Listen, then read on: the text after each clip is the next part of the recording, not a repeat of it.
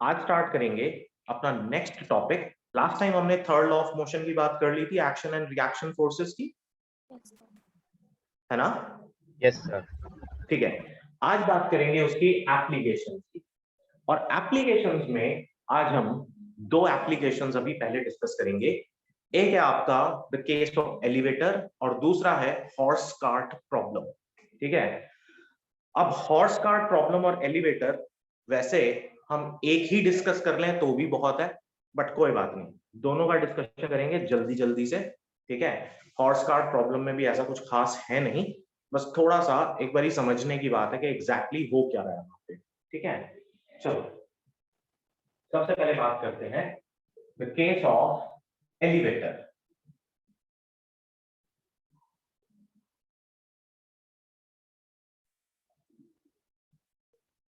जब हम लोग ध्यान से समझना, हमने लास्ट टाइम फोर्सेस की बात की थी और मैंने आपसे कहा था फोर्सेस की ब्रॉड कैटेगराइजेशन अगर हम लोग करें तो बैलेंस्ड एंड अनबैलेंस्ड फोर्सेस, दो तरह की फोर्सेस होती हैं। ठीक है, कॉन्टैक्ट और नॉन कॉन्टैक्ट फोर्सेस अलग है, बट अभी हम बात कर रहे थे सिर्फ बैलेंस्ड और अनबैलेंस्ड फोर्सेस के बारे में। लास्ट टाइम हमने एक जनरल बात उसके बारे में की थी और वहां से कुछ रिलेशंस बनाने की कोशिश की थी। Case of elevator is exactly N illustration of that part only. ठीक है, देखो कैसे, मान लो कि ये आपके पास एक एलिवेटर है, ठीक है, and we have three different cases with us, और ये तीनों केसेस के अंदर लेट्स से के there is a man inside the elevator, तो weight of the man will go downwards, but ये जो सरफेस है ये अपना एक रिएक्शन फोर्स लगाएगा, balancing force, and that balancing force is called R, यानी नॉर्मल रिएक्शन। नॉर्मल क्योंकि ये परपेंडिकुलर टू द सरफेस लग रहा है and exactly opposite to the mg, तो ये mg को बैलेंस कर रहा है, तो these two forces are balanced forces. Now let's say initially elevator is at rest in the first condition, elevator at rest, तो क्या होगा? सिंपल है, R किसके इक्वल हो जाएगा? mg के इक्वल हो जाएगा, हो जाएगा। Yes sir. ठीक है, now the second case, let's say कि आपका वेट तो डाउनवर्ड्स था और सरफेस ने फोर्स लगाई R, normal reaction upwards.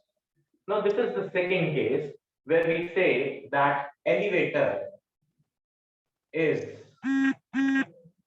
moving upwards। अगर एलिवेटर ऊपर जा रहा है तो this will be moving with certain acceleration a। अब आप क्या करो, एक ही पॉइंट पे तीनों फोर्सेस को लगा के देखो, ध्यान से देखना। एलिवेटर ऊपर जा रहा है और mg नीचे जा रहा है, इसका मतलब ये हुआ कि r ऊपर mg नीचे और आपका एक्सेलरेशन भी ऊपर की तरफ है। तो मुझे एक बात बताओ, जब r बड़ा हो जाएगा mg से, that will be the case when system will move upwards, यही होना चाहिए। Yes sir.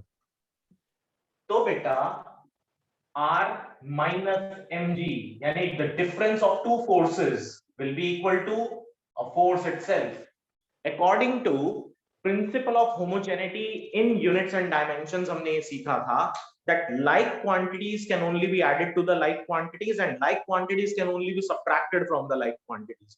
So if we are subtracting a force from a force, what will we get? A force। तो फोर्स यहां पर कितना हो गया? Mass into acceleration. तो आपके पास जो r है that will be equal to m into g plus a। अब इस रिलेशन को देखें और क्या ऑब्जर्व करना है। लेट्स से कि आपने यहाँ एलिवेटर के अंदर एक वेइंग मशीन रखी हुई है और आप उस वेइंग मशीन पे खड़े हो, तो जैसे ही एलिवेटर ऊपर जाने लगेगा you will see that the apparent weight of your body starts increasing. मतलब अगर आपने स्टैटिक एलिवेटर में ऑन ग्राउंड फ्लोर आप वेइंग मशीन पे खड़े हो जाते हो and it reads 60 kg let's say. तो अगर वो ऊपर की तरफ मूव करता है विद 2 मीटर पर सेकेंड, ठीक है, तो एक्सेलरेशन ड्यू टू ग्रेविटी में 2 ऐड हो गया। ठीक है बेटा?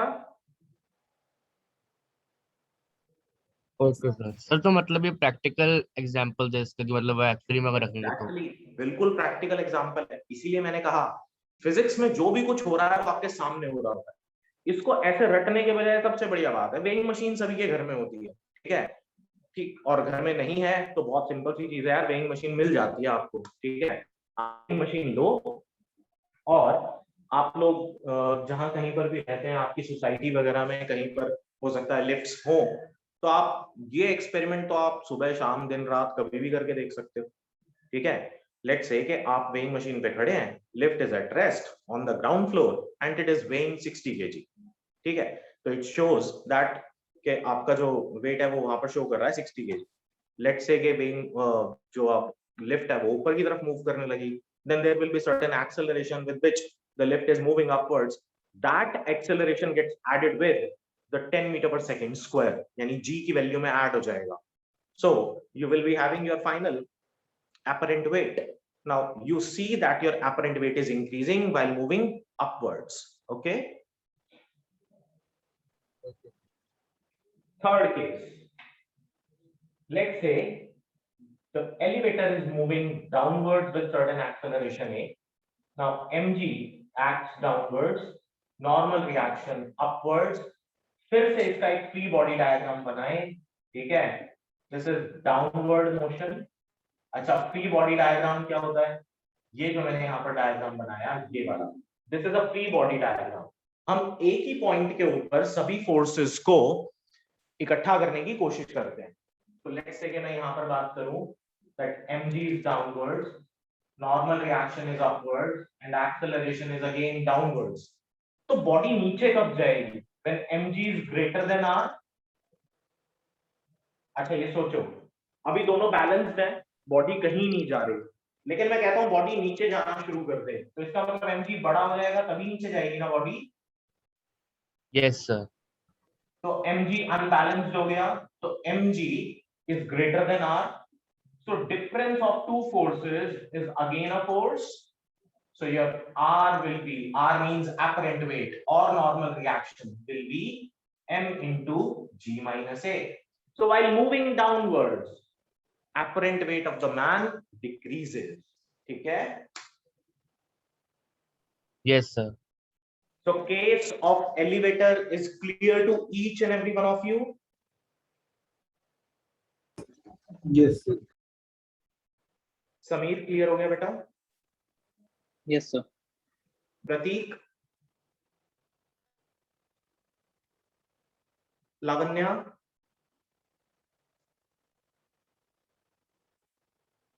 ध्रुव, Yes, sir. Yes, sir. Athar clear है बेटा?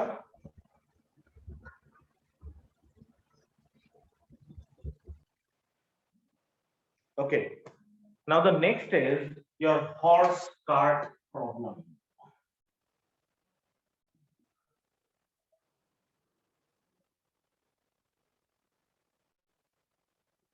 सर अगर एक्सेलरेशन 0 होगा तो? एक्सेलरेशन 0 होगा तो अच्छा, पहली बात, एक्सेलरेशन 0 कब होगा?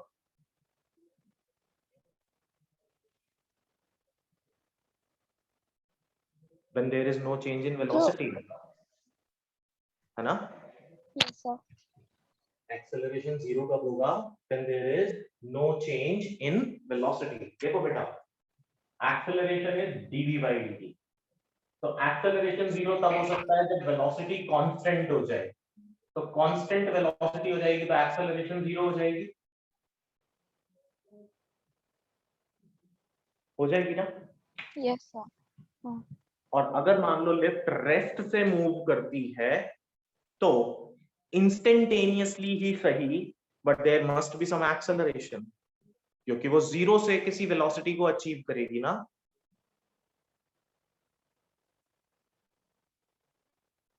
ऐसा होगा? Yes, sir. So these particular things Yes, sir. can be observed where the lifts are moving with great velocities, यानी कि ज्यादा accelerations के साथ move करती हैं. For example, high rise buildings होती हैं, let's say 10 floors, 14 floors, ऐसे वाली जो buildings होती हैं, वहां पर this phenomena can be observed more prominently. लेकिन अगर आप लोग सिर्फ एक ही फ्लोर के बीच में ऑब्जर्व करना चाहेंगे तो momentarily there is a change, ठीक है, बट चेंज ऑब्जर्व होगा, ठीक है. Okay, sir. ठीक है. So अगर A is equals to G होगा तो हाँ, अब देखो A is equals to G कब हो सकता है? जब लिफ्ट फ्री फॉल में हो, ठीक है. जब फ्री फॉल हो. फ्री फॉल का मतलब लिफ्ट ऊपर से नीचे आ रही थी और उसकी केबल टूट गई, ठीक है. तो लिफ्ट किस में आ गई? Free fall Yes. में आ गई. अब जब लिफ्ट फ्री फॉल में आ जाएगी तो while moving downwards, जब लिफ्ट फ्री फॉल में आ जाए तो उस केस में R कितना हो जाएगा? 0. और आपकी बॉडी यानी जो पैर होंगे वो लिफ्ट नीचे रह जाएगी और आपके पैर ऊपर की तरफ हो जाएंगे. कहने का मतलब सिर जो होगा वो जाके टकराएगा लिफ्ट की सीलिंग से. That is the case of free fall. और अगर मान लो कि लिफ्ट नीचे से ऊपर की तरफ जाए with acceleration equal to the acceleration due to gravity, then in that case आपकी बॉडी का जो वेट है जो कि weighing machine रीड करेगी, that will be twice the weight of your body when you were not moving. ठीक है. Okay, sir. तो हाँ बेटा. तो अगर एक्सेलरेशन इक्वल है जी के और वो अपवर्ड जा रहा है हाँ, तो वो तो नेगेटिव हो जाएगा. नहीं, यहाँ पर जब एक्सेलरेशन इक्वल टू जी के हम यहाँ पर देखो फोर्सेस के मैग्नीट्यूड को कंसिडर कर रहे हैं. We are not considering directions here. कहीं पर भी हमने डायरेक्शन नहीं लिया. We are only considering magnitudes. Okay sir. ठीक है. नेक्स्ट, हॉर्स कार्ट प्रॉब्लम क्या कहती है? वैसे बहुत सिंपल है, ठीक, कोई कॉम्प्लिकेशंस नहीं है इसके अंदर, लेकिन आप लोगों को मुश्किल क्यों लगती है? I don't know. देखो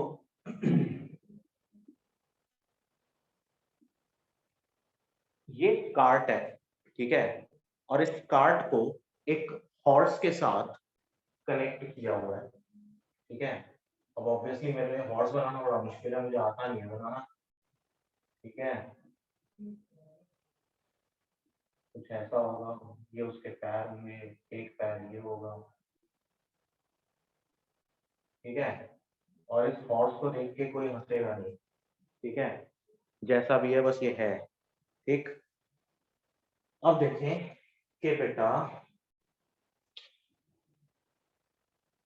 हमने उसको किसी चीज के साथ बांध रखा है. जनरली हम क्या करते हैं, रोप्स ले लेते हैं या फिर एक डंडा होता है, उसके साथ हम उसको उसके यहाँ पर लगा देते हैं और यहाँ पर फिक्स कर देते हैं उसको और वो उसको पुल कर रहा होता है.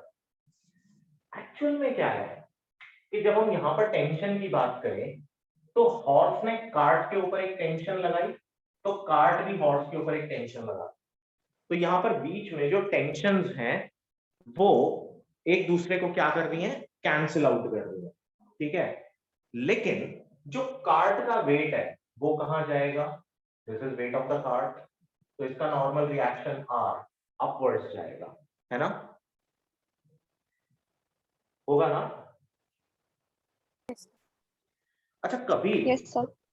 अब मैं आपसे कहूंगा कि घोड़े को मूव करते मतलब चलते हुए देखा या भागते हुए देखा है, तो आप कहेंगे कि भाई रियल लाइफ में शायद नहीं देखा. तो अगर हम उसको छोड़ दें, हम कैसे चलते हैं? हम जब अपना एक पैर आगे की तरफ लेके जाते हैं तो हमारा वेट दूसरे पैर के ऊपर होता है. बट जैसे ही हम अपना उठा, जो पैर हमने पहले आगे की तरफ फॉरवर्ड मूव करा, द फुट फॉरवर्ड, उसको हम जब आगे की तरफ रखेंगे तो सारा का सारा वेट आगे की तरफ अगले वाले पैर पे आ जाता है. और पैर हमारा बेंड कर जाता है एक सर्टेन एंगल पे, ठीक है। यहां अगर हम लोग देखें तो जो वेट ऑफ द हॉर्स है वो कहां जाएगा उस केस में? उस केस में हमारे पास जो रिएक्शन फोर्स होती है वो जैसे उसने अपना नी बेंड करा उसकी डायरेक्शन में मिलेगी, यानी जो वेट होगा वेट तो डाउनवर्ड्स जाएगा, लेकिन जो नॉर्मल रिएक्शन होगा वो हमारा यहां पर कुछ इस तरह से जो बेंडेड नी होगा उस नी के परपेंडिकुलर जाएगा, क्योंकि वेट हम भी जब आगे की तरफ मूव करते हैं तो हमारा नी बेंड करता है, ठीक है। तो नॉर्मल रिएक्शन यहां पर जाएगा। अब इस नॉर्मल रिएक्शन के दो कंपोनेंट्स होंगे, क्योंकि it is making an angle with the horizontal, तो ये हो गया उसका हॉरिजॉन्टल कंपोनेंट और ये हो गया उसका वर्टिकल कंपोनेंट। हो गया, होगा ना?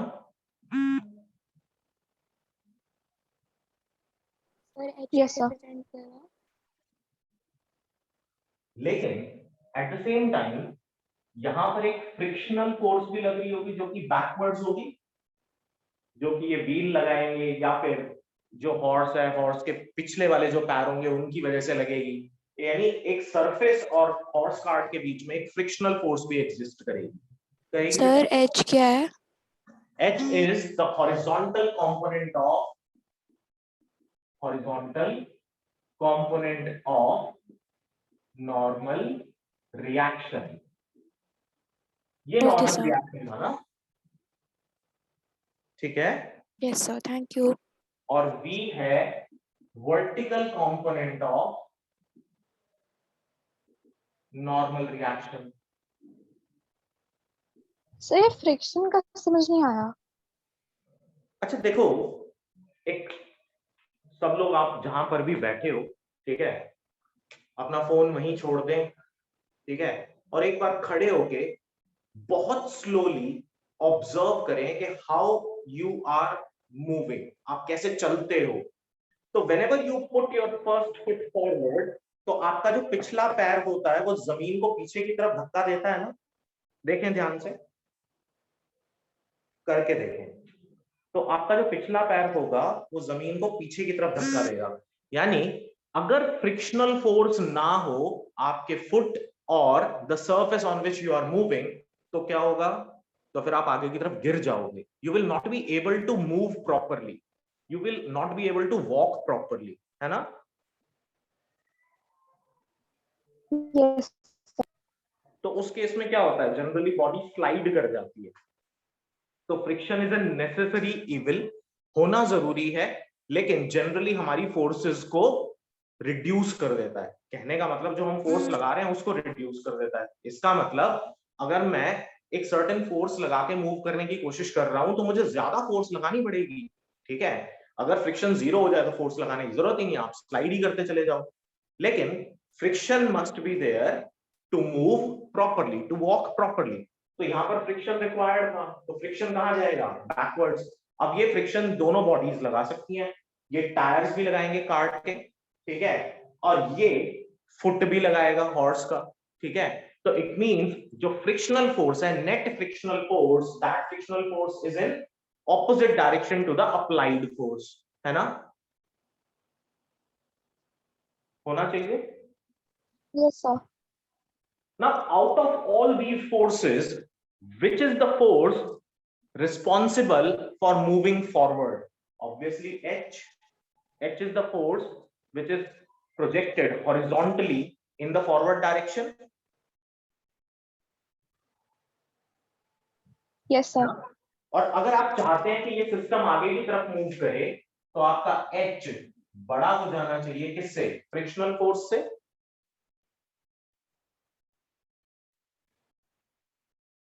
हो जाना चाहिए ना बेटा? Yes sir. ठीक है, तो H minus F will be equal to, अच्छा एक और बात, ये मैग्नीट्यूड की ही बात कर रहे हैं हम लोग, जैसे मैंने यहां पर भी बोला था कि हम मैग्नीट्यूड की बात करते हैं। तो H माइनस ऑफ F किसके बराबर होगा? एक और फोर्स होगी जो कि मास इनटू एक्सेलरेशन होगा। अब आप कहोगे कि ये स्मॉल m क्या चीज आ गई? अब यहां पर मैं स्मॉल m को रिप्रेजेंट कर रहा हूं as the sum of mass of the cart plus mass of horse. Total system of the total body का मतलब इस system का net mass. So h minus of f upon mc plus mh gives us acceleration A. So this will be the acceleration with which this horse cart system is moving. ठीक है?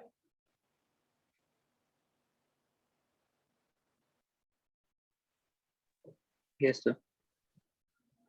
किसी को कोई doubt है horse cart system में? Anusha, sir हाँ बोलो देव। Sir वो ना सर आपकी आवाज बिल्कुल नहीं आ रही थी तो सर समझ ही नहीं आया सर। एक्चुअली सर यहाँ पे ना लाइट चली गई है सर एकदम से। अच्छा बेटा, तो सर वो बाकी सबको तो आवाज आ रही है ना? यस ठीक है, यस सर। ओके। देखो फिर से समझ लो, कोई बात नहीं।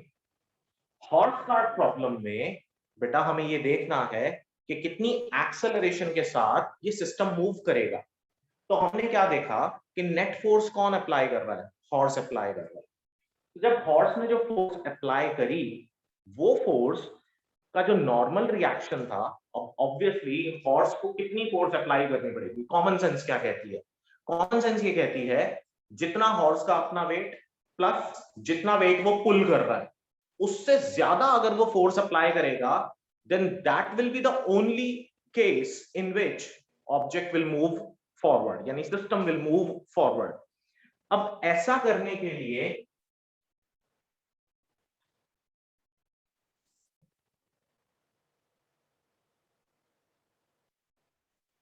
बेटा क्या सभी लोगों को ये प्रॉब्लम आ रही है कि वॉइस इज लैगिंग और voice is not clear? No sir. Sanskriti, एक बार लीव करो बेटा मीटिंग और दोबारा से एंटर करो। सर मुझको वॉइस ब्रेकिंग की दिक्कत है, वो आ रही है सर थोड़ी सी। अपनी पोजीशन चेंज कर लो बेटा, अपने कोऑर्डिनेट्स चेंज करो, जहां बैठे हो वहां से दूसरी पोजीशन पे चले जाओ। ठीक है sir.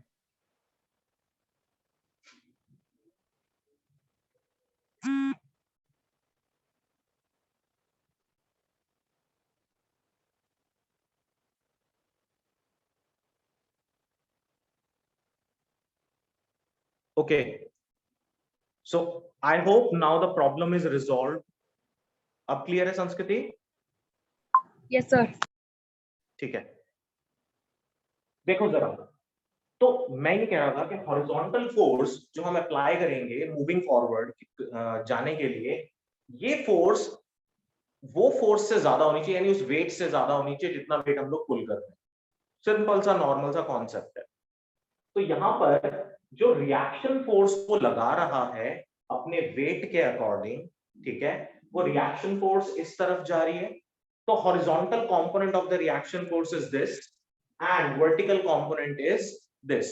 This is the vertical component of reaction force. Cart का वेट डाउनवर्ड्स, तो कार्ट का वेट का नॉर्मल रिएक्शन अपवर्ड्स, यानी कि इस वेट को तो नॉर्मल रिएक्शन ने क्या कर दिया? नलिफाई कर दिया, खत्म हो गया यहां से। ठीक है, तो वेट का यहां पर कोई लेना देना बचा नहीं। अब हम ये देखें कि फ्रिक्शनल फोर्स क्योंकि बैकवर्ड्स मूव कर रहा है, तो हॉरिजॉन्टल फोर्स ज्यादा होगी फ्रिक्शनल फोर्स से। That will be the only case जब बॉडी मोशन में आएगी। अगर फ्रिक्शनल फोर्स ज्यादा हो जाएगा तो बॉडी मूव ही नहीं कर पाएगी ना, यानी बॉडी फिर पीछे की तरफ जाएगी। तो इट मींस, वैसे अगर हम स्टैटिक फ्रिक्शन की बात करें तो आपको फ्रिक्शनल फोर्स को ओवरकम करना पड़ता है, तभी आप आगे की तरफ मूव कर पाते हो। तो it means your h must be greater than frictional force. तो हमने कहा h बड़ा हुआ फ्रिक्शनल फोर्स से, तो force minus force is always a force. So h minus f is equal to ma. Now this m is the mass of horse itself plus the mass of cart, which is basically joined with the horse. So mc plus mh are the masses of cart and horse. तो हमारे पास acceleration आ गया with which the horse cart is moving. h minus f upon mc plus mh. Lakshya clear है बेटा? Yes sir. Nikita yes sir clear है। ठीक है। Anusha clear है बेटा? Yes sir. वर्षा क्लियर है? Yes sir. ठीक है। अनुभव? हाँ जी sir clear. Atharva? Daksh? Yes sir. Sana clear है? Yes sir.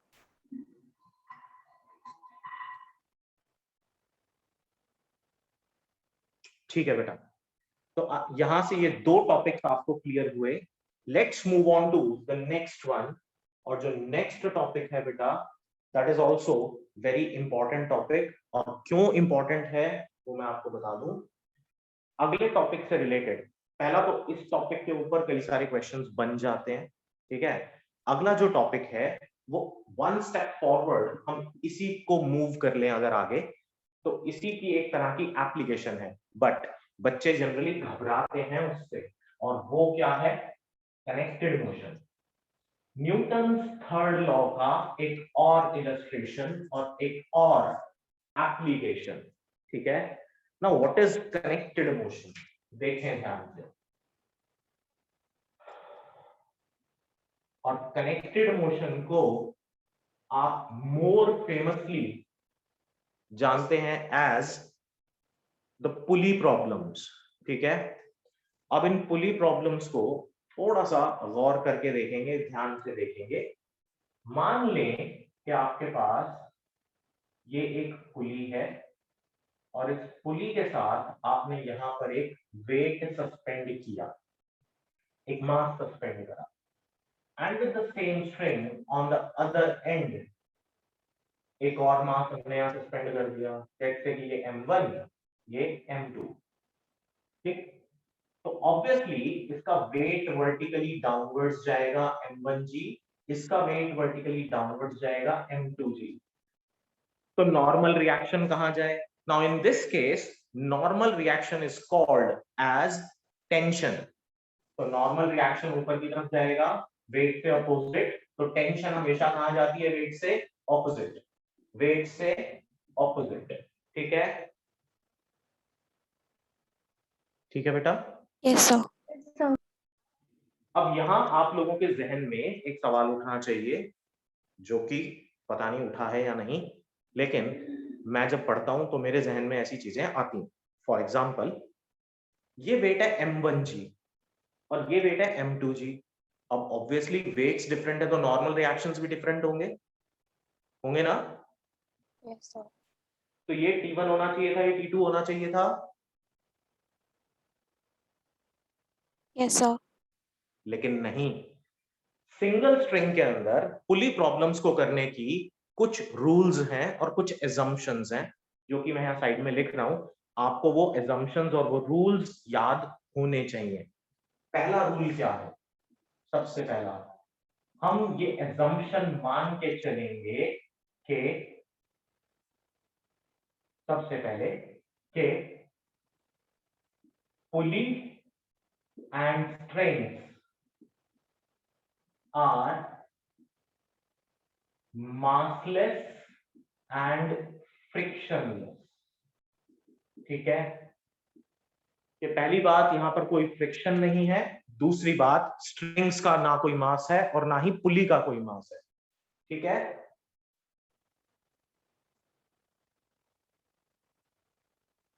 ठीक है बेटा, this is an Yes, assumption। दूसरी assumption क्या है? दूसरी assumption ये नहीं है डायरेक्शन ऑफ या टेंशन के बारे में।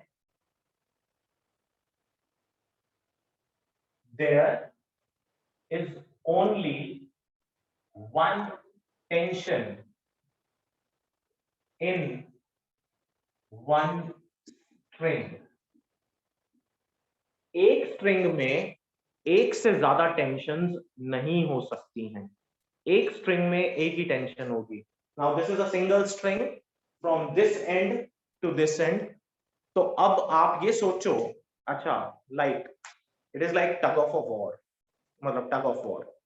अब जब आप टग ऑफ वॉर की बात करते हो तो एक रोप को इधर से कुछ लोग खींच रहे हैं, एक रोप को इधर से, और सिंगल रोप है, दोनों को दोनों साइड से लोग खींच रहे हैं, है ना।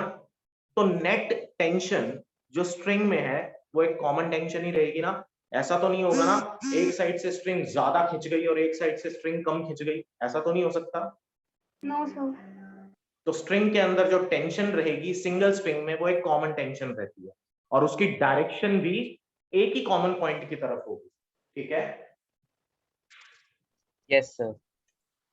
तो ये दो एजम्पशंस आपने माननी है कि एक तो पुली फ्रिक्शनलेस है, यानी अगर पुली ऐसे मूव करे या वो ऐसे मूव करे ऑन इट्स एक्सिस, वो किसी भी डायरेक्शन में मूव करे आइदर क्लॉकवाइज और एंटी क्लॉकवाइज, उसके अंदर फ्रिक्शन नहीं होगा, यानी फ्रिक्शन की वजह से कोई फोर्सेस के लॉसेस नहीं होंगे, एनर्जी के लॉसेस नहीं होंगे।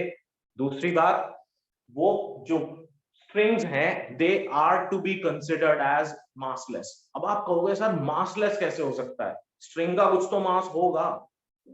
वो एक केस में मासलेस हो सकती हैं जब these two masses are so large कि इसके मास का कोई सिग्निफिकेंस ही ना बचे, ठीक है। Yes sir. ठीक है, अब हमें यहां करना क्या है, हमें यहां पर दो चीजें कैलकुलेट करनी है। पहला, the common acceleration of the system, दूसरा टेंशन ऑफ द सिस्टम। अब कॉमन एक्सेलरेशन कैसे निकालें, देखें ध्यान से। अब मुझे लेट करना पड़ेगा कि सिस्टम किसी एक डायरेक्शन में मूव करे, तो मैं यहां पर लेट कर लेता हूं, late m2 is greater than m1। हाँ बोलो। सर डायरेक्शन तो मास पे डिपेंड करेगी ना, किसी ऑब्जेक्ट के, जो दो ऑब्जेक्ट लगन में से। मैंने वही कहा ना कि let m2 is greater than m1। Yes sir. अगर m2 बड़ा है m1 से तो ऑब्वियसली ये सिस्टम नीचे की तरफ जाएगा with a certain acceleration a, और ये सिस्टम ऊपर की तरफ जाएगा with a certain acceleration a। Yes sir. यानी पुली पे ये जो स्ट्रिंग है ये क्लॉकवाइज मूव करेगी, करेगी ना। हाँ जी सर। Yes sir. सभी लोग इस बात से अग्री करते हैं ना। Yes sir. Yes sir. Okay, अब अगर सिस्टम m2 बड़ा है m1 से तो मैं यहाँ पर फ्री बॉडी डायग्राम्स बना दूं। तो लेट्स से ये मेरा सिस्टम 1, ये मेरा सिस्टम 2। तो सिस्टम 2 का FBD ऑफ 2, इस पॉइंट को मैंने यहाँ कंसीडर करा, m2g नीचे, टेंशन ऊपर, एक्सेलरेशन नीचे। FBD 1, इसको देखें, m1g नीचे, टेंशन ऊपर, एक्सेलरेशन ऊपर। तो बेटा इसके लिए जो इक्वेशन बनेगी ध्यान से देखें कि m2g बड़ा होगा टेंशन से, तो m2g minus of p is equal to ma, बल्कि m2a। फर्स्ट इक्वेशन बन गई। Yes sir. इधर देखें, ऊपर t जा रहा है तो t बड़ा होगा m1g से, तो t minus m1g is equal to m1a। This is the second equation, ठीक है। Yes sir. अब देखो मैं बार बार ये टर्म्स क्यों यूज कर रहा हूं, ये साइन क्यों यूज कर रहा हूं, इनइक्वालिटी साइंस। ये इनइक्वालिटी साइंस मैं सिर्फ इसलिए यूज कर रहा हूं बेटा कि आप यूज टू हो जाओ। इनिशियली आप भी जब प्रॉब्लम सॉल्व करोगे तो इनइक्वालिटी साइंस यूज करके ही करोगे। ऐसा नहीं करेंगे कि आप डायरेक्टली कोई एक इक्वेशन बना लें, तो गलती होने के चांसेस बढ़ जाएंगे, ठीक है। Yes sir. तो इससे गलती नहीं होती। जैसे कुछ बच्चे क्या करते हैं, लेट्स से कि इस वाले फ्री बॉडी डायग्राम को देखो, ठीक है। वो कहते हैं टी ऊपर जा रहा है और ये दोनों नीचे जा रही हैं, तो दोनों फोर्सेस को ऐड कर दो। वो कहेंगे m2a plus m2g is equal to t। गलत हो गया। देखो इसको सॉल्व करके क्या आता है, m2a प्लस m2g नहीं आ रहा ना। No sir. तो शुरुआत में इनइक्वालिटी साइंस यूज करना, थोड़ा सा यूज टू हो जाना इन प्रॉब्लम्स के साथ, उसके बाद चाहे डायरेक्टली लिख लेना, ठीक है बेटा। सर इससे रिलेटेड क्वेश्चंस करा दो सर एक दो। बिल्कुल बेटा, पहले टॉपिक तो करा दें। संडे का टाइम हमने किस लिए रखा है? न्यूमेरिकल्स के लिए रखा है ना, वाइड वैरायटी ऑफ न्यूमेरिकल्स करने हैं। यस हाँ बेटा, मेरे को अभी भी सर वो समझ नहीं आ संडे रहा। वाली क्लास कितनी बड़ी होगी? देव अभी शुरू तो हुई नहीं यार। सर बिकॉज मैं संडे को नहीं हूँ ना इसलिए। कोई बात नहीं, वीडियो देख लेना, अदरवाइज दोबारा से समझ लेना, कोई बात नहीं है। ठीक है सर, ओके। कोई और भी कुछ कह रहा था? सर मैं पूछ रही थी, मुझे अभी भी समझ नहीं आया टेंशन सेम क्यों है। टेंशन सेम क्यों है? देखो, एक सिंगल स्ट्रिंग है बेटा, ठीक है। अब एक सिंगल स्ट्रिंग के अंदर force per unit length constant रहेगी ना, यस सर। तो वही तो टेंशन है। सर लेकिन आप बता रहे मास डिफरेंट है तो मतलब होना तो।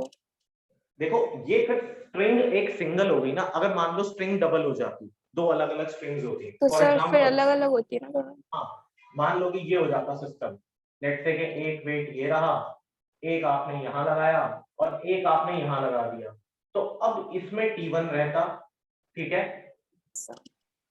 ठीक है ना बेटा। तो यहां चेंज हो जाता ना बेटा टेंशन, सर थर्ड ब्लॉक में टेंशन थर्ड ब्लॉक में यहाँ टेंशन T2 हो जाती, ठीक है। Thank you. हाँ, तो डिफरेंट स्ट्रिंग्स के अंदर टेंशंस डिफरेंट होती हैं। अच्छा, अब ये दो इक्वेशंस बन गई, तो जल्दी से एडिंग 1 and 2, ये आपका 1, ये आपका 2, तो मिला क्या? m2 plus m1 into a is equal to m2 minus m1 into g। Tension cancel out हो गई, यहां से दोनों को ऐड करके देखो, हाँ सर।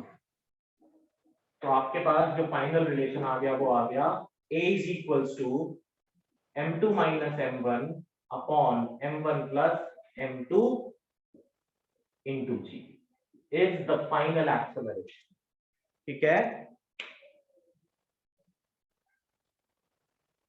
सर आपने लास्ट सेकंड स्टेप पे m1 plus m2 नहीं लिखा अपॉन में। लिखा है, सर लास्ट सेकंड स्टेप ये वाले में, आगे से आगे वाला। ये वाले में, सर सेंटर। ये यस सर। बेटा कैसे लिखूं यहां, देखो, देखना जरा, m2g minus t plus t minus m1g is equal to m1 plus m2a, यही है ना। Yes sir. तो मैंने t से t कैंसिल आउट करा था, तो m2 minus m1 into g is equal to m1 plus m2 into a, यही तो लिखा था। ओके सर मुझे लगा आपने खाली ए लिखा है। नहीं नहीं That's नहीं it. बेटा, नहीं बेटा, ये लिखा, ठीक है। तो final relation is this is your acceleration, ठीक है। Yes sir. अच्छा, अब एक और इंपॉर्टेंट बात, जब भी कभी एक टू सिस्टम या टू मास पुली सिस्टम हो, तो उस केस में याद रखना acceleration is always equal to difference of masses upon sum of masses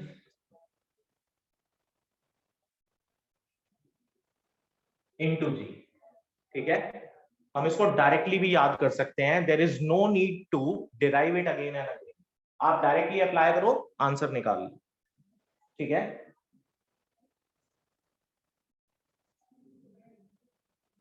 ठीक है, यस सर। Yes, sir. अब इस एक्सेलरेशन की वैल्यू को आउट ऑफ दीज टू कहीं पे भी प्लेस कर दो आप, ठीक है। तो लेट्स से मैं इक्वेशन नंबर 1 ले लेता हूं, m2g for tension, m2g minus of t is equal to m2 m1 minus m2 upon m2 minus m1 upon m1 plus m2 into g। Acceleration की वैल्यू पुट कर दी। जब आप सब कुछ सॉल्व कर दोगे then you will be having t is equals to 2 times of m1 m2 upon m1 plus m2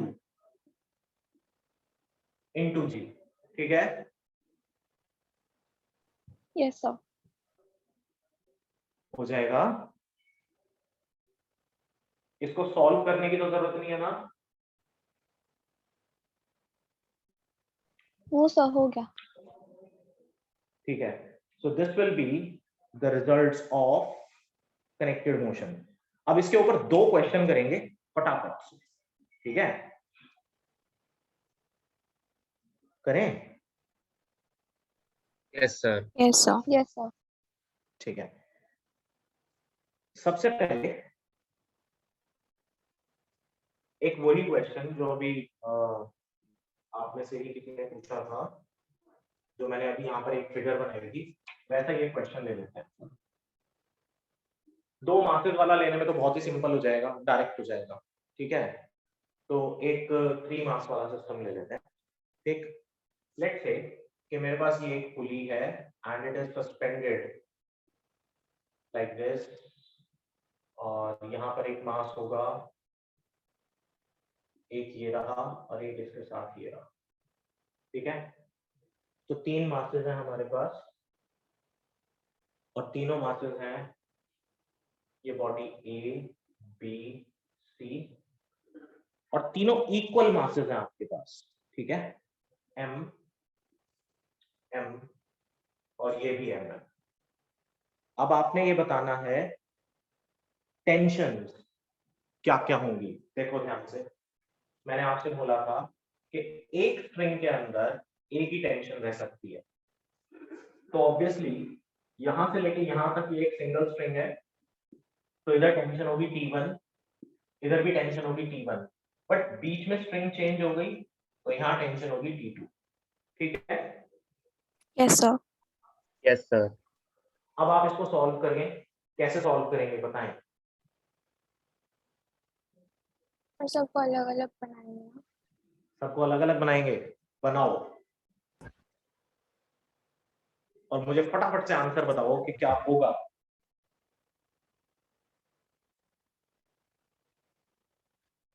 अच्छा देखो, बहुत लंबा मत करना, शॉर्टकट सर बताओ। टेंशन हमें पूरे के पूरे स्ट्रिंग का निकालना है, जो पूरे उसमें। दोनों टेंशन्स बताने, T1 भी और T2 भी। Okay sir. पहले सुन लो ध्यान से, ठीक है? इस तरह के क्वेश्चंस को सॉल्व करने का तरीका क्या है, आपको ज्यादा सोचना नहीं है। ठीक है, घबराना नहीं है कि 3 सिस्टम दे दिए मुझे, ठीक है, यानी 3 मासेस दे दिए, टेंशन में मत आओ। आपको 2, ठीक बात है, टेंशन निकालने, पर टेंशन में नहीं आना।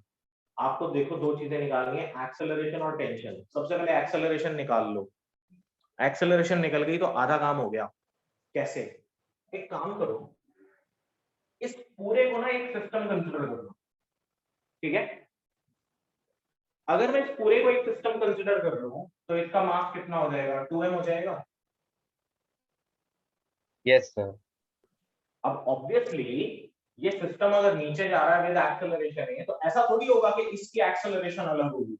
ये सिस्टम कनेक्टेड है, तो एक सिंगल एक्सेलरेशन के साथ नीचे जा रहा होगा और ये भी उसी सिंगल एक्सेलरेशन के साथ ऊपर आ रहा होगा, है ना? Yes sir. तो मैंने एक्सेलरेशन निकालने का फॉर्मूला आपको बताया, m2 minus m1 upon m2 plus m1 into g। निकल गई बेटा एक्सेलरेशन। m2 कितना है अब आपके लिए? 2m। ये वाला m1 कितना है? m। तो नीचे हो गया 2m plus m into g। So this will be m upon 3m into g। m से m कैंसिल आउट हो गया, so acceleration is g by 3। आ गई एक्सेलरेशन। Yes sir. अब अगर एक्सेलरेशन निकल जाए तो टेंशन निकल जाएगी। तो T1 निकालना तो बहुत आसान है, इधर से निकाल लो। यहां पर इसका फ्री बॉडी डायग्राम बनाओ, देखो इसका फ्री बॉडी डायग्राम कैसे बनता है। सर ma plus g आ रहा है। mg नीचे आया, t1 ऊपर आया, एक्सेलरेशन भी ऊपर, तो सिंपल सी बात, t1 बड़ा होगा mg से, तो t1 minus of mg is equal to ma, तो t1 is equal to m common निकल गया g प्लस a, तो g अपनी जगह पर a की वैल्यू कितनी लिखी है आपने, g/3 पुट कर दी इसके अंदर, so this will B 4 mg/3, ठीक है। Yes sir. तो मैंने फॉर्मूला से किया, जैसे मैं टी का निकाले ऊपर, वो भी सेम है। बेटा थोड़ा जोर से बोलें। तो मैंने ऊपर फॉर्मूला से किया, जो टी का फॉर्मूला निकाला था, और m1 को मैंने 2m अज्यूम कर लिया। हाँ बिल्कुल ठीक है, यही आ रहा होगा ना 4 mg/3। Yes sir. हाँ हाँ, इसके लिए देखो, इसके लिए तो आप ये अप्लाई कर सकते हैं, बट ये भी एक तरीका है कि आप यहां से निकाल लो, है ना। Yes sir. अब निकालनी है T2, T2 के लिए क्या करोगे, देखो सिर्फ इसका फ्री बॉडी डायग्राम बना है, सिर्फ इतने पार्ट का, ये जो डॉटेड पार्ट है इतना, इसका फ्री बॉडी डायग्राम अगर मैं यहां बनाऊं आपको, तो देखो mg नीचे, T2 ऊपर, एक्सेलरेशन नीचे, यही होगा।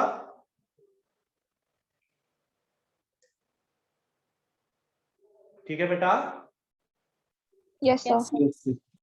तो इक्वेशन बनेगी mg minus T2 is equal to ma, तो mg minus ma is equal to T2, तो T2 की वैल्यू आ गई, m कॉमन निकल गया, g माइनस g/3,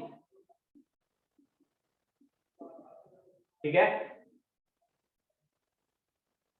तो आंसर आ गया 2 mg/3।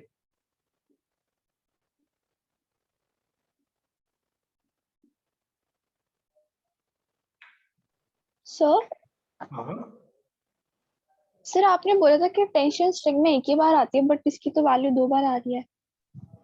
बेटा, मैंने ये भी तो बोला था, एक स्ट्रिंग में एक टेंशन होगी, but if there are 2 strings. अब मुझे एक बात बताओ, चलो मेरे पास 3 ऑब्जेक्ट्स हैं, ठीक है, लेट्स से कि मैंने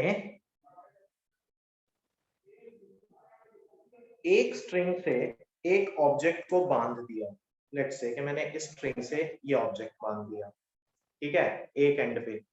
अब बेटा इस स्ट्रिंग के दूसरे एंड पे मैं दूसरा ऑब्जेक्ट बांध दूंगा, ठीक है, लेकिन अगर मुझे इसके नीचे कुछ और बांधना है तो मुझे क्या करना पड़ेगा, एक और स्ट्रिंग यूज करनी पड़ेगी ना। Yes sir. तो जब हम एक और स्ट्रिंग यहाँ यूज करेंगे तो इस वाली स्ट्रिंग में तो जो टेंशन आएगी that will be due to the object hanging below this particular object ना।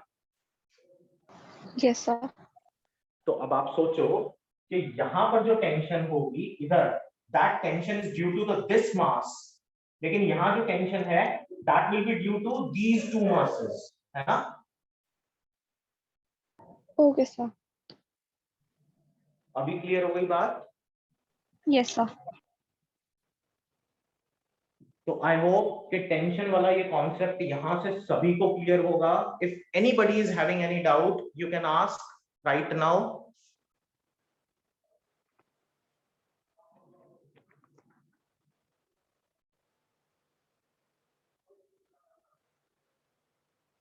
बोलो बेटा, किसी को कोई डाउट है? No sir. ठीक है, सर एक और क्वेश्चन दे दो, हम खुद सॉल्व करके ट्राई कर लेते हैं। आप चिंता मत करो, क्लास के बाद मैं आपको खूब सारे क्वेश्चंस दे दूंगा, ओके सर। और सिर्फ इसी के दे दूंगा, पुली के ही, ठीक है। Yes sir. ठीक है, बोलो बेटा, किसी और को कोई डाउट है, कोई और कुछ पूछना चाहता है? ठीक है, बोर्ड क्लियर कर दूं? Yes sir. अच्छा देखो, एक चीज और बेटा, पता है क्या, अच्छा देखो क्या होता है कि मैंने पूछा कि कोई कुछ पूछना चाहता है, ठीक है, तो आप लोग जवाब तो एटलीस्ट दिया करो, ठीक है। सब लोग मतलब ऐसा जरूरी नहीं है कि मैं बाय नेम सबसे पूछूंगा इंडिविजुअली तभी आप जवाब देंगे, ठीक है। आप खुद भी जवाब देने की कोशिश करा करो, ठीक है। मैं इस प्रैक्टिस को जरूर करता हूँ कि बीच बीच में मैं सबके नाम लेने की कोशिश करूं, लेकिन अगर आप लोग जवाब देंगे तो मेरे लिए ये ज्यादा आसान हो जाएगा ये समझना कि हाँ, कि आप लोगों को कोई प्रॉब्लम नहीं है एटलीस्ट। क्योंकि मैं जब भी कभी आपसे पूछता हूँ तो मैं साइड में रखे हुए अपने लैपटॉप के स्क्रीन पे देखता रहता हूँ कि किस कौन कौन कौन बोल रहा है, माइक किस किस के आगे आ रहा है, तो वो ऑब्वियसली शफलिंग होती रहती है वहां पर, तो वो क्लियर हो जाता है कि हाँ, ज्यादातर लोग जवाब दे रहे हैं। तो बोला करो बेटा, बोलना इज ऑलवेज वेरी गुड, ठीक है, हमेशा अच्छा होता है।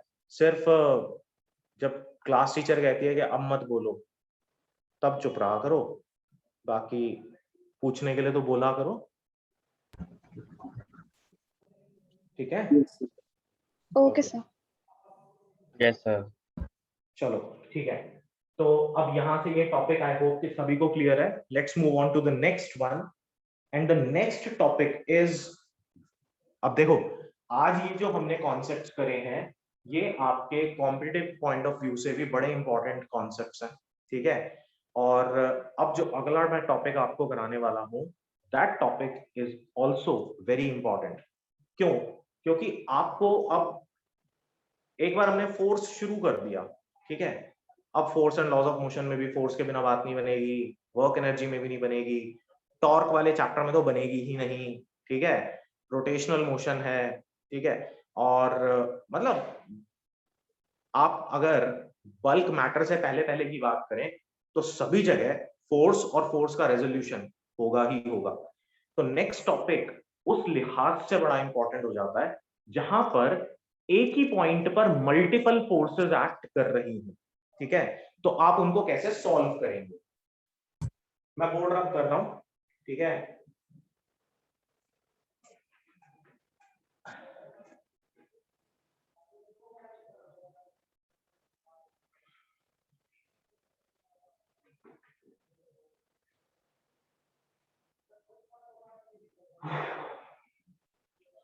So the topic is equilibrium of concurrent forces, ठीक है, equilibrium of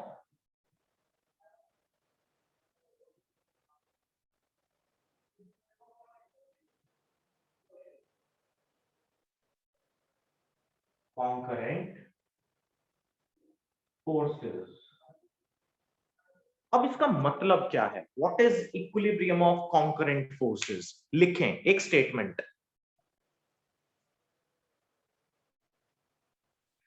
those forces whose lines of action, those forces whose line of action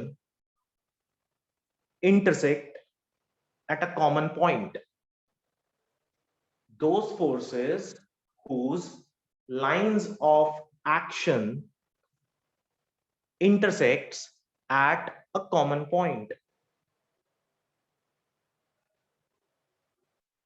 are called concurrent forces, are called concurrent forces।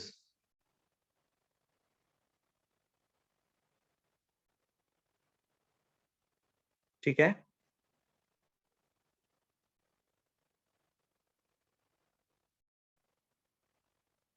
Yes sir. अब एक ना situation लेते हैं, इस concept को समझने के लिए हम डायरेक्टली एक सिचुएशन कंसिडर करते हैं, ठीक है, लेट्स से एक न्यूमेरिकल सिचुएशन, और उसको यहाँ पर सॉल्व करने की कोशिश करेंगे, तो we will be understand able to understand the concept more clearly। Let's say we have a situation where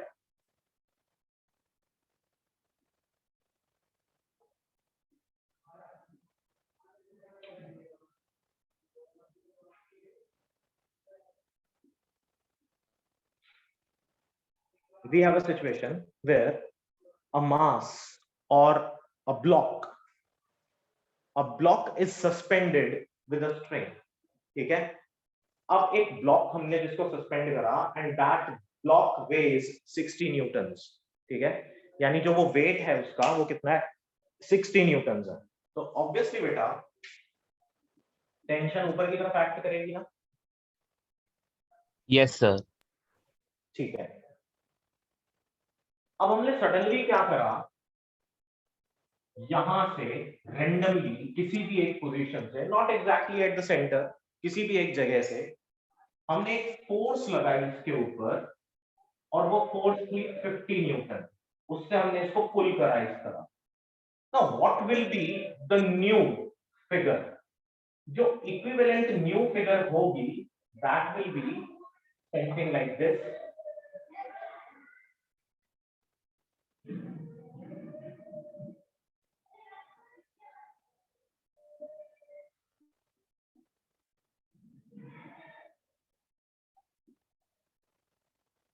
ऐसा ही होना चाहिए.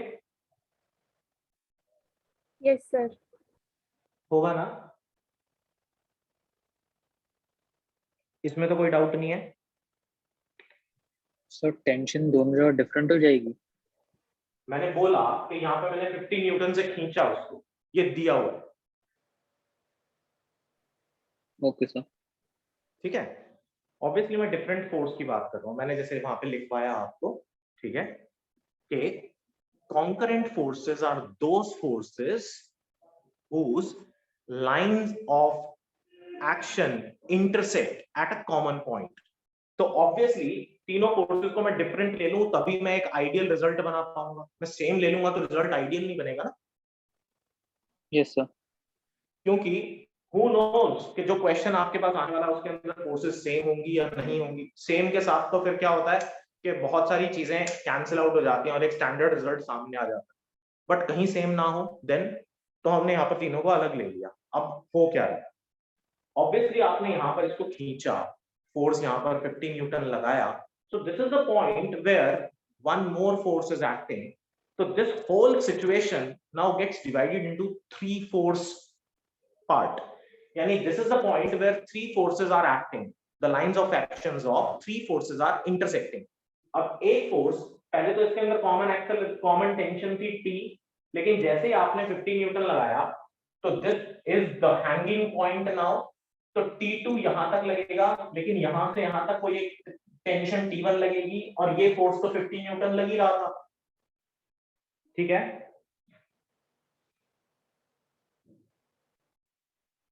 Yes sir. ठीक है. अब हमें एंगल नहीं पता, तो ये तो दिख रहा है मुझे कि ये 90 है. ठीक है, ठीक है बेटा. Yes sir. मैंने लेट कर लिया कि यहां जो एंगल बनेगा, अच्छा ये बता दो, कोई वेरिएबल वैसे ले लूं या कोई एंगल की वैल्यू लूं जिससे आपको ज्यादा क्लैरिटी आए. वैल्यू ले लो. वैल्यू ले ले. ठीक है, लेट्स से कि ये एंगल बन रहा था 30 डिग्रीज. ठीक है, तो अगर मैं इस सिमेट्री को कंप्लीट करने की कोशिश करूं तो ये 30 तो ये भी 30 होगा यस सर. और ये 90 होगा. तो इट मींस ये टोटल एंगल बन गया मेरे पास 120. ठीक है, yes sir. Yes sir. Yes sir. अब ये कंप्लीट एंगल कितना होना चाहिए था, 360 होना चाहिए था. सो दिस इज 120 प्लस 90 इज 210. तो ये कितना बच गया, 150 बच गया. Yes sir. है ना. Yes sir. यस. अब आपके सामने समस्या क्या, आप इसको अगर स्टैंडर्ड तरीके से जो आपने अभी तक अपना कॉन्सेप्ट बनाया है रेजोल्यूशन ऑफ फोर्सेस का या फोर्स का, उससे अगर आप इसको सॉल्व करते तो आप ऐसे करते. क्या आप कहते कि सर एक काम करो, ये हॉरिजॉन्टल है, ये वर्टिकल है, इसको रिजॉल्व कर लो सर. ठीक है, ऐसे ही करते ना. Yes sir. तो ये आपका एंगल 30 था, तो ये बन जाता T1 sin 30, ये बन जाता T1 cos 30। ये आपका 50 न्यूटन था, ये आपका 60 न्यूटन था। तो अब आप क्या करते, आप कहते कि भाई T2 इस तरफ जा रहा है, तो आप कहते T1 sin 30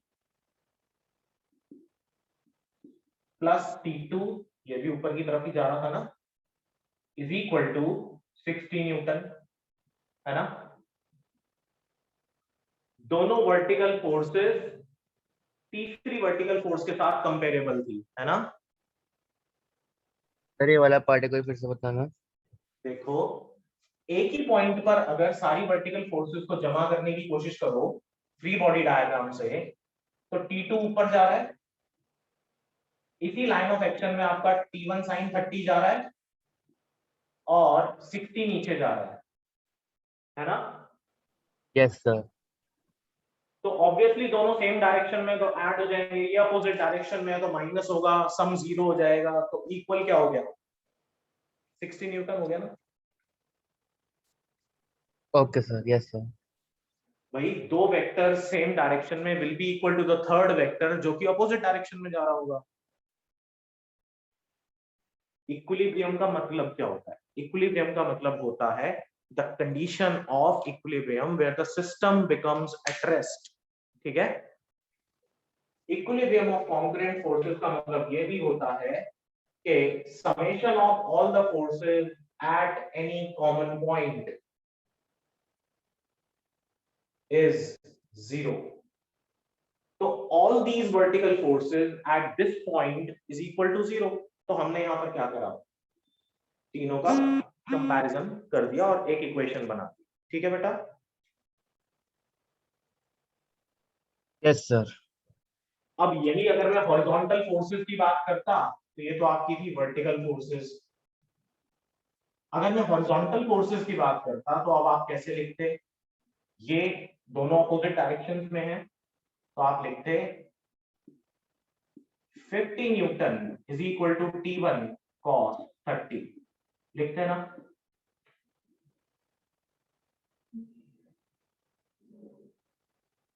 ऐसा ही होता। Yes yes sir. यस। तो इधर से आप T1 की वैल्यू निकालते, इसमें पुट करते और फिर T2 की वैल्यू निकाल लेते, भाई यही तरीका था, है ना। यस हाँ जी सर। अब ये पर्टिकुलर जो मेथड है, यहाँ रेजोल्यूशन करना पड़ रहा है और नंबर ऑफ स्टेप्स बढ़ गए। एक काम करेंगे, हम नंबर ऑफ स्टेप्स को घटा देंगे और दूसरा मेथड अप्लाई करेंगे।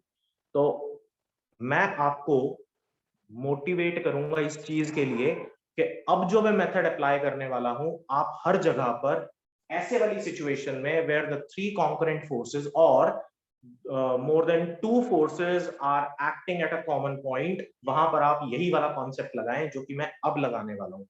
इसको हम कहते हैं बेटा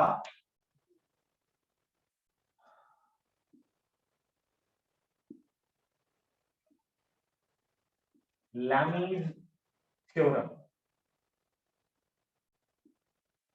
अब लैमीज थ्योरम क्या कहती है, बहुत आसान है, बहुत इजी। हमने एंगल्स इसीलिए निकाले हैं, ठीक है। याद रखना, जो भी कोई फोर्स आप कंसिडर करो, लेट्स से कि आप T2 की बात कर रहे हो यहाँ पे, तो T2 के सामने कौन सा एंगल है, 150 डिग्री है ना। Yes Yes, sir. Yes sir. तो याद रखेंगे this will be T2 upon sin 150 degree is equal to 50 upon sin 120 degree is equal to T1 upon sin 90 degree. अब एक बार आप T1 को कंपेयर कर लो इसके साथ, एक बार आप T2 को कंपेयर कर लो इसके साथ, आंसर आ गया एक स्टेप में, ठीक है।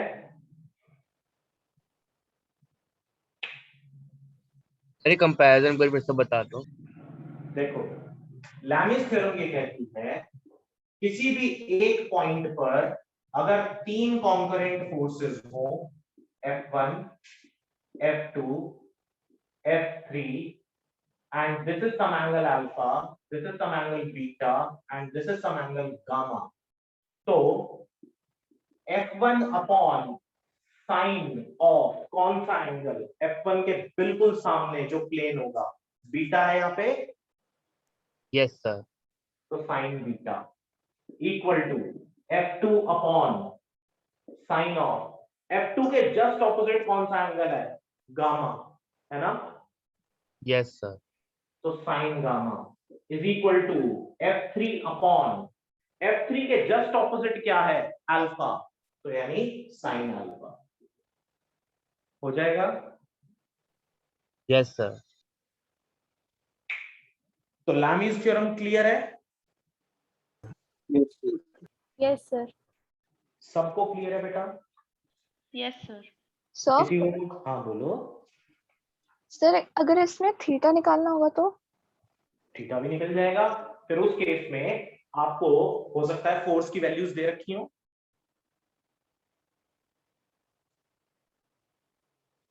ये सर वो तो इस क्वेश्चन में भी तो गिवन है। है बेटा?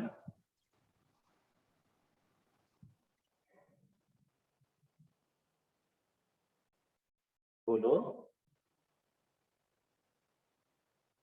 सर आपकी आवाज ब्रेक हो गई थी, can you repeat the line? मैंने ये बोला कि अगर आपको एंगल निकालना होगा, देन इन दैट केस आपको फोर्सेस दे रखी होंगी, तो फोर्सेस की रेशो आपको एंगल दे देगी। Okay sir. देखो वहां पर आपको एटलीस्ट एक फोर्स का मैग्नीट्यूड और एक एंगल दे रखा होगा, बिना उसके दिए बात बनेगी नहीं, अदरवाइज सभी कुछ in terms of sine and cos आएगा।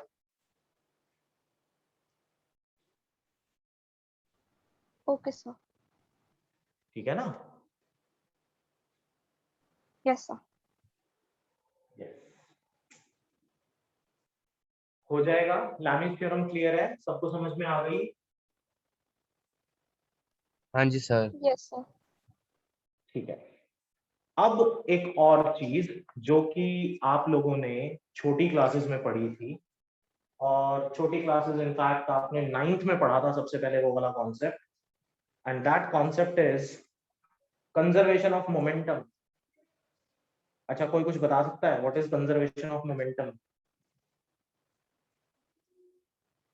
What is law of conservation of momentum?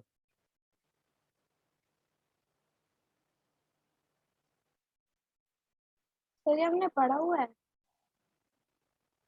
हाँ 9th में पढ़ा हुआ है आपने। Sir initial momentum is equal to final momentum.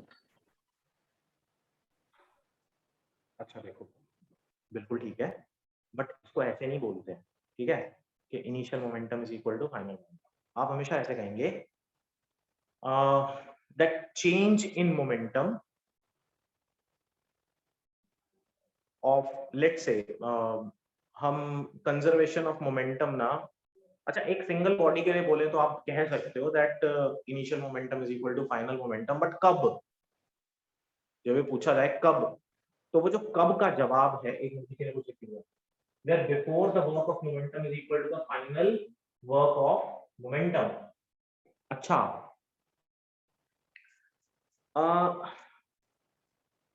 हाँ मैं वही सिनेरियो की ही बात कर रहा हूँ, ठीक है। देखें तो कुछ हद तक ठीक बात है।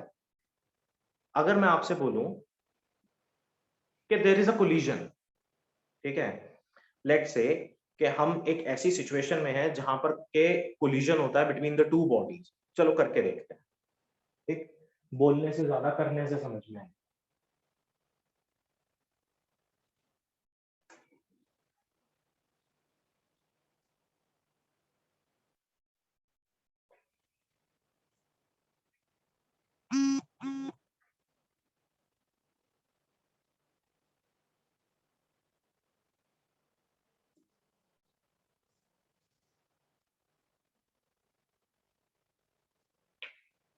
अच्छा देखो, मान लो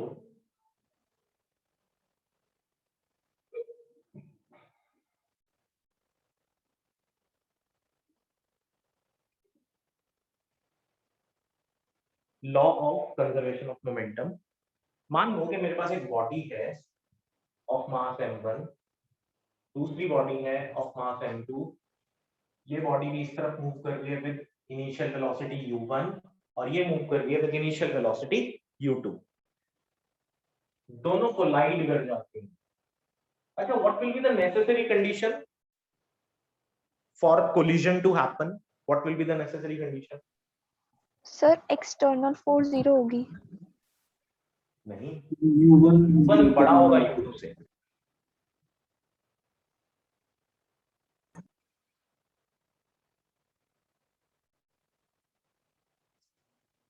दो बॉडीज हैं, दोनों सेम डायरेक्शन में जा रही हैं, ये भी इस तरफ जा रही है, ये भी इस तरफ जा रही है। कोलिजन कब होगा? जब इस वाली बॉडी की वेलोसिटी ज्यादा हो तभी होगा ना। Yes yes sir. तो आपने कहा एक्सटर्नल फोर्स 0। अगर फोर्स एक्सटर्नल 0 हो जाए तो ये बॉडी एक्सेलरेट कैसे करेगी? There must be some external force ना, जिसकी वजह से, एक minute,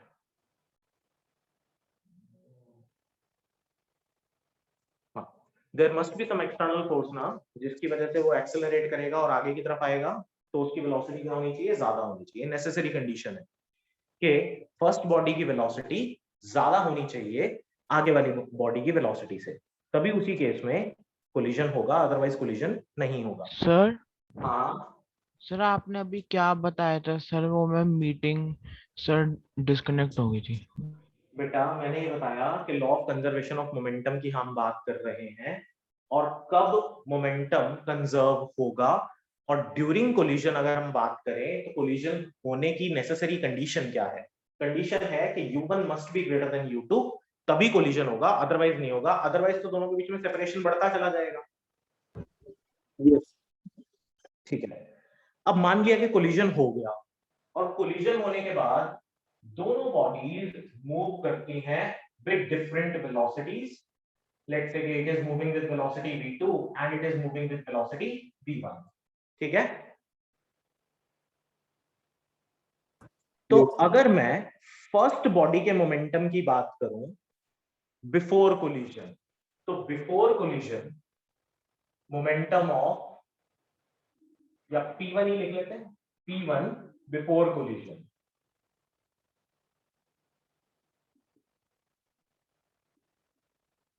m1 u1, p2 before collision, m2 u2। यही होगा ना? Yes sir. Yes total momentum कितना हो जाएगा? टोटल मोमेंटम बिफोर कोलिजन होगा m1 u1 plus m2 u2। ठीक है, अब जब कोलिजन हुआ था तो इसने इसके ऊपर कुछ फोर्स लगाई, तो इसने तो इसके ऊपर कुछ फोर्स लगाई होगी, यानी this will be force on 2 due to 1 and this will be force on 1 due to 2। Equal and opposite forces apply किए, है ना? Yes sir. ठीक है, अब जब हम आफ्टर कोलिजन की बात करते हैं, ठीक है, let this be my first equation. अगर हम P1 की बात करें आफ्टर कोलिजन, तो this will be equal to m1v, और P2 की बात करें आफ्टर कोलिजन, तो दिस विल बी m2v2, और टोटल मोमेंटम आफ्टर कोलिजन अगर लिखा जाए तो वो क्या होगा? वो होगा m1v1 प्लस m2v2। यही था। लेकिन अभी हमने ये देखा कि according to third law, force on 2 due to 1 is equal to minus of force of 1 due to 2, yes है ना? दोनों इक्वल एंड ऑपोजिट डायरेक्शन में अप्लाई हो रहे हैं ना? यस ठीक है बेटा। Yes yes sir. तो फोर्स ऑन 2 ड्यू टू 1, अगर मैं इसको, दोनों फोर्सेस को टाइम से मल्टीप्लाई कर दूं तो ये क्या हो जाता है? चेंज इन मोमेंटम हो जाता है। देखो Yes, फोर्स sir. ऑन 2, ठीक है, ड्यू टू 1 को अगर मैं टाइम से मल्टीप्लाई कर दूं तो ये क्या हो जाएगा, इंपल्स बन गया ना, यानी ये क्या हो गया, change in momentum of 2 is equal to change in momentum of 1, यही हो जाना चाहिए। Yes, sir. बस तो फिर अब चेंज इन मोमेंटम ऑफ 2 अगर मुझे निकालना है, 2 का चेंज इन मोमेंटम, तो क्या होगा, m1v2 minus of m2v2 minus of m2u2 is equal to minus of m1v1 minus of m1u1, यही होना चाहिए।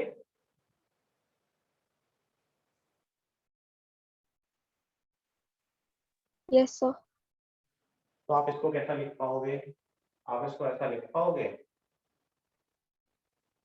m2v2 minus of m2u2 is equal to minus of m1v1 plus of m1u1,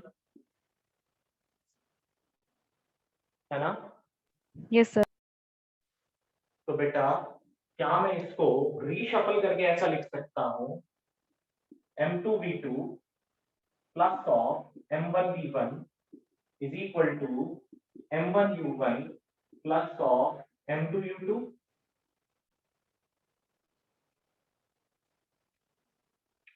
देखो Yes. Minus of m1v1 को इधर लाएंगे तो ये plus हो जाएगा, माइनस ऑफ m2u2 को इधर ले आएंगे तो ये भी प्लस हो जाएगा, यही हुआ। Yes. ये क्या था, ये रहा टोटल मोमेंटम आफ्टर कोलिजन, है ना। Yes. और ये क्या है, टोटल मोमेंटम बिफोर कोलिजन, ठीक है। Hence proved that momentum remains conserved, ठीक है बेटा। Yes. Yes sir. तो अब कंजर्वेशन ऑफ मोमेंटम सबको क्लियर है। Yes, sir. Yes. Yes sir. Doubt है. हाँ पूछो। सर अगर फोर्स इक्वल और अपोजिट है तो एक दूसरे को कैंसिल भी तो कर सकते हैं। देखो न्यूटन थर्ड लॉ यही तो बात कहता है कि जब भी कभी एक बॉडी दूसरे के ऊपर फोर्स लगाएगी तो दूसरी बॉडी भी उतनी ही फोर्स लगाती है। मैक्रोस्कोपिकली ये दोनों के दोनों जो इनफैक्ट जो तीनों के तीनों लॉज हैं ये होल्ड करते हैं, लेकिन माइक्रोस्कोपिक व्यूज के अगर अंदर हम लोग चले जाएं तो वहां पर न्यूटन्स लॉज होल्ड नहीं करते हैं, यानी क्वांटा पार्टिकल्स के अंदर। अभी यहाँ क्या हो रहा था कि जब इसने इसके ऊपर फोर्स लगाई तो इसने इसकी वेलोसिटी को बढ़ाने की कोशिश करी, यानी इसको एक्सेलरेट करने की कोशिश करी, बट इसने क्या करा, इसकी एक्सेलरेशन रिड्यूस करने की कोशिश करी। तो हमेशा यही होता है कि पीछे वाली बॉडी की वेलोसिटी कम हो जाती है जबकि आगे वाली बॉडी की वेलोसिटी बढ़ जाती है, यानी हम ट्रांसफर कर देते हैं एनर्जी एक बॉडी से दूसरी बॉडी के अंदर, ठीक है। ओके सर, तो इसलिए वो कैंसिल नहीं करते एक दूसरे। हाँ तो एनर्जी ट्रांसफर हो रही है ना, ठीक। एनर्जी और मोमेंटम का ना आपस में एक रिलेशन है। देखो ध्यान से, आपने छोटी क्लासेस में पढ़ा भी था, मैं फिर भी यहाँ पर आपको बताता हूँ कि वो रिलेशन क्या है, और नहीं पढ़ा था तो ये आपके लिए बहुत इंपॉर्टेंट बात होने वाली है, ठीक है। अच्छा याद करो काइनेटिक एनर्जी का फॉर्मूला क्या होता है, Half half in m half. Square. Half m square, ये सबको आता है। अगर मैं इसको मास से मल्टीप्लाई करके मास से डिवाइड कर दूं तो कोई समस्या तो नहीं, No, sir. ठीक है। तो आपकी काइनेटिक एनर्जी बेटा कैसी दिखेगी, m square v square upon 2m, है ना। Yes sir. तो अगर मैं इसको ऐसा लिख दूं 2m e kinetic is equal to p square, तो कुछ गलत तो नहीं हुआ ना।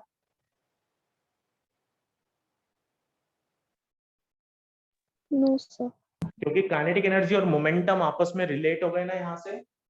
तो जो मोमेंटम होता है that is under the root of 2me kinetic, यानी काइनेटिक एनर्जी और मोमेंटम आपस में एक दूसरे के साथ रिलेट करते हैं।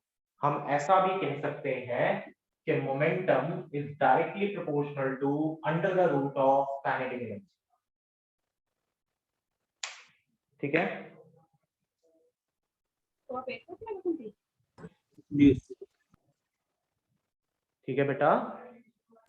Yes. Yes, sir. Yes sir. So is this part clear to all of you? Yes, sir. अब हुआ क्या? Yes, sir. इस बॉडी ने जितनी काइनेटिक एनर्जी इसको प्रोवाइड करी इसका एक्सेलरेशन बढ़ाने के लिए, यानी एनर्जी इंक्रीज करी, लेकिन ये इसको तो अपोज कर रहा है ना। Yes sir. So there are two equal and opposite forces acting together, ठीक है। तो सम जरूर जीरो हो सकता है दोनों फोर्सेस का at the point of intersection, और at the point of application forces का सम जीरो हुआ, वेक्टर सम जीरो हुआ, ठीक है। लेकिन फोर्सेस जीरो नहीं हुई क्योंकि एक बॉडी ज्यादा वेलोसिटी से मूव कर रही थी और एक कम वेलोसिटी से मूव कर रही थी। तो रिजल्ट क्या हुआ?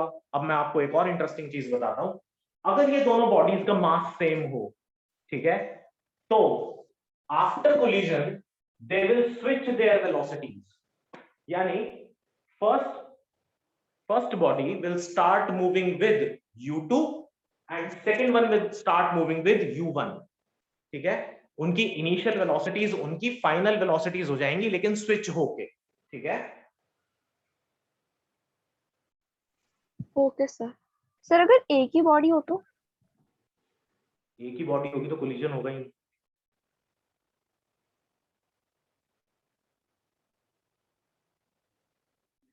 और फिर कंजर्वेशन ऑफ Yes. मोमेंटम को आप ऐसे ही लिखेंगे, initial momentum is equal to final momentum, कि मोमेंटम कंजर्व रहता है, ठीक है। Okay sir, thank you sir. ये ज्यादा अच्छे से हम समझ पाएंगे जब हम लोग अगले चैप्टर में वर्क एनर्जी एंड पावर में हम बात करेंगे collision in 1 dimension and 2 dimensions की।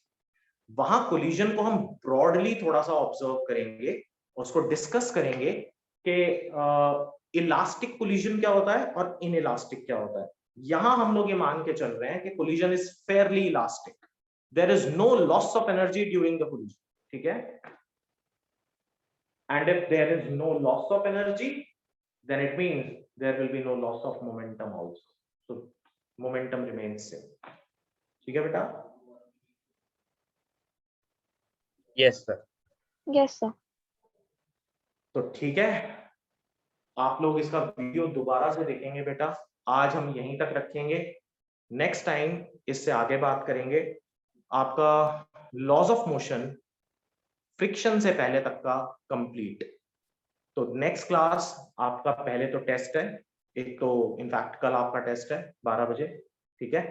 और जो भी कोई नेक्स्ट क्लास होगी, जो परसों है उसमें तो न्यूमेरिकल्स होने हैं, थ्योरी क्लास जो भी कोई होगी उसमें वी विल डिस्कस फ्रिक्शन, ठीक है। Sir motion in the plane का जो रेनमैन वाले क्वेश्चन से वो पॉइंट हमने नहीं किया। ओके ठीक है, तो रेन एंड मैन कर लेंगे पहले। और कोई ऐसा टॉपिक है जो बचा हुआ है, देख लेना, बता देना मुझे।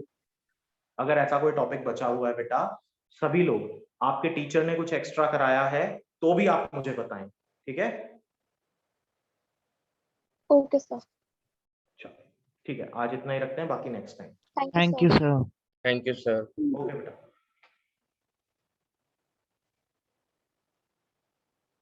सर हाँ बोलो। सर ये क्वेश्चन पूछना था, जैसे कि हम हमेशा कहते हैं कि energy can nether be created not be destroyed. हाँ। तो सर ये तो पता है एनर्जी किस, मतलब जैसे कि अगर हमने एक बॉल थ्रो की तो एनर्जी, जैसे कि पता है जब बॉल थ्रो करती है तो उस पर ग्रेविटी वर्क कर रहा है, और वो जब जाती है तो एक फायर, मतलब थोड़ा सा मतलब फ्रिक्शन प्रोड्यूस होता है और थोड़ा हीट भी आती है और वो एनर्जी ग्राउंड में चली जाती है। बट सर ये नहीं पता कि एनर्जी